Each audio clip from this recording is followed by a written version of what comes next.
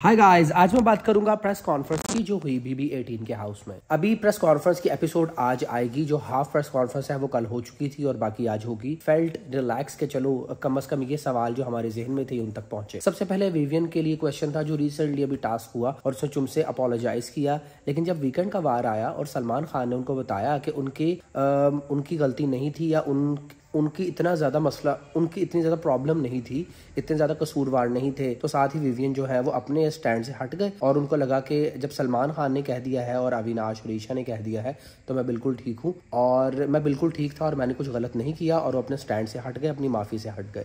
सो ये देख के मुझे बहुत बुरा लगा, वो इसलिए बिकॉज मैं विवियन को एज अ विनर कहीं ना कहीं देखता हूँ। मुझे लगता है कि एंड पे दो ही लोग होंगे, विवियन या करण, और उसमें से मुझे लगता है कि शायद विवियन जो कि कलर्स के लाडले भी हैं और बहुत ज़्यादा पॉपुलर फेस हैं, तो शायद वो जीत जाए। बिकॉज करण के साथ मैं सपोर्ट में था, बट करण पिछले कुछ हफ्तों से बहुत ज़्यादा ओवर कॉन्फिडेंट नजर आया, इस वजह से थोड़ा सा मैं वहाँ से भी डगमगा गया। सो अभी 50-50 है करण और विवियन के दरमियान में। खैर, तो मैं बात कर रहा था कि विवियन जो है वो उनको कभी ना कभी किसी ना किसी की राय की ज़रूरत पड़ती है, उनका अपना कोई स्टैंड नहीं, और यही बात रिपोर्टर ने की जो उन्होंने कहा कि उन्होंने इसका जवाब कुछ इस तरह से दिया कि आप सिर्फ देख रहे हैं, मैं घर में रहता हूँ, मैं घर वालों से बातचीत करता हूँ, तो ये चीज़ को आप जज नहीं कर सकते, और मेरी ऑडियंस समझती है, मेरी ऑडियंस जो है वो मुझसे रिलेट करती है, लेकिन आई डोंट थिंक सो कि मैं उनसे रिलेट कर पा रहा हूँ या मैं उनको समझ रहा हूँ।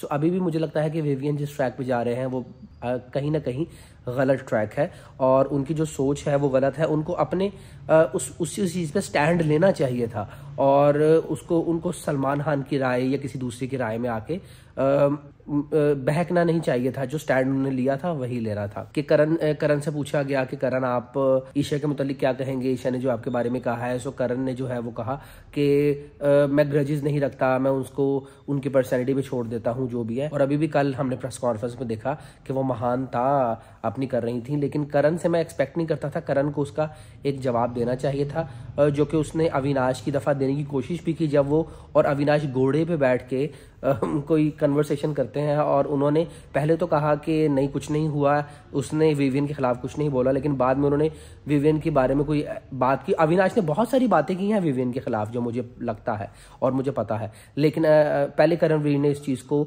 फॉर ग्रांटेड लिया, उसके बाद जब कहा तो वो चीज़ बहुत ज़्यादा स्ट्रेच आउट हो गई। स्टैंडिंग और जिस तरह से पूछे गए दैट इज आउटस्टैंडिंग।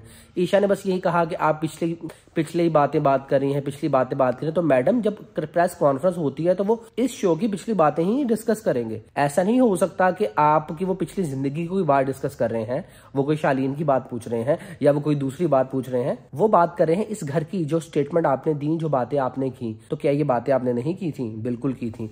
लेकिन ईशा ने जो है वो ऐसे प्रिटेंड किया कि ये बातें बहुत पुरानी हो चुकी, मैं अब एक नई इंसान हूं, मैं इसे मूव कर गई हूं। लेकिन I don't think so. Isha अभी भी ई फॉर एवल हैं। लेट्स सी, बिकॉज वो भी कलर का फेस है और कलर की वो भी लाडली हैं, तो देखते हैं कि कलर वाले उनके साथ क्या करते हैं। उसके बाद जो है वो चुम के हवाले से बात हुई, चुम को अप्रिशिएट किया गया उसके बारे में। बैक होम जो उस एरिया से लोग बहुत कम आते हैं और वो एक इकलौती कंटेस्टेंट है जो वहाँ से आई, तो उनको अप्रिशिएट किया गया। और चुम ने कहा कि आई होप सो कि मेरे इलाके वाले, मेरे एरिया वाले और मेरी तमाम स्टेट वाले बहुत ज़्यादा प्राउड होंगे, and I think so yes. उन्होंने जो है वो सबको प्राउड किया है, बिकॉज इन तमाम कंटेस्टेंट में से अगर कोई जिसको मैं चाहता हूँ कि दिल से वो जीते, वो चुम है, because she was through out very real. उनकी रियल पर्सनैलिटी है, थी एंटरटेनिंग भी है।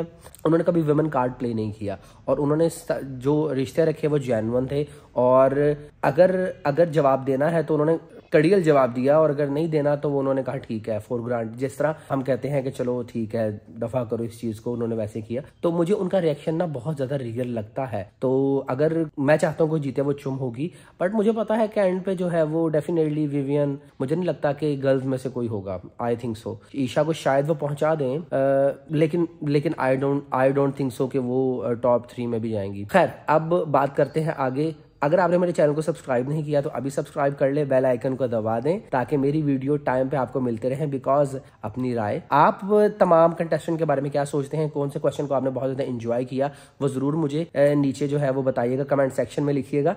जो मैंने सबसे ज्यादा एंजॉय किया क्वेश्चन को वो ये था कि हम आपको, और ईशा ने जो है वो, ईशा इस तरह थी फिर इस तरह हो गई। सो आई एंजॉयड इट थर्डली। तो इंशाल्लाह